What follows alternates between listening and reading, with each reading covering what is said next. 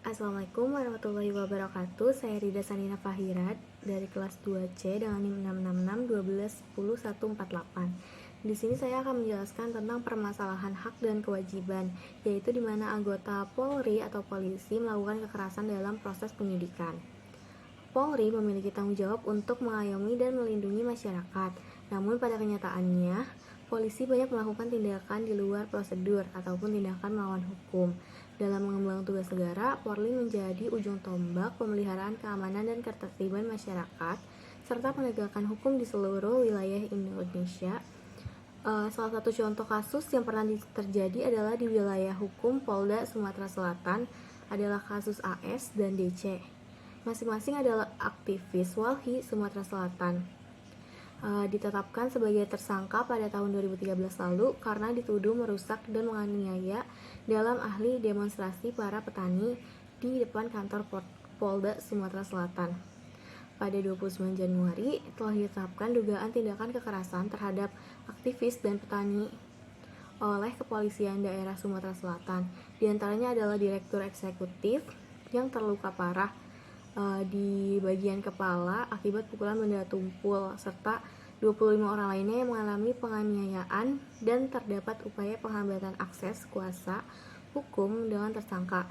Hal ini diakui oleh MS, penasehat hukum tim advokasi dan pencari fakta.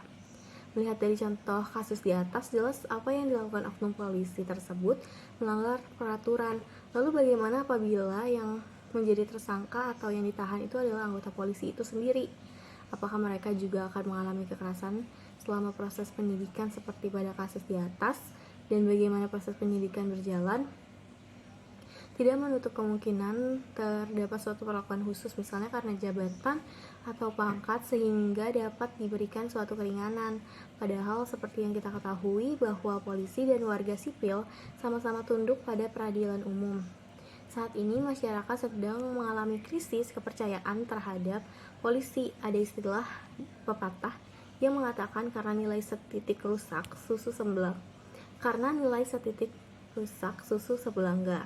Karena ulah perilaku segelintir oknum polisi yang tidak bertanggung jawab, maka citra nama baik kepolisian ikut menjadi buruk.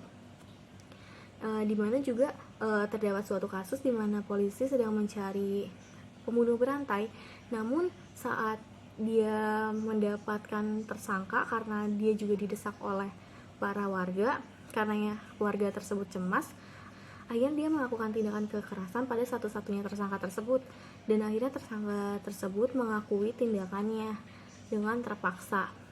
Nah, seiring berjalannya waktu, 30 tahun kemudian, ternyata si pembunuh berantai yang asli itu muncul, dan dia berkata kalau sebenarnya bukan orang yang masuk penjara yang menggantikan dia itu bukan pelaku sebenarnya.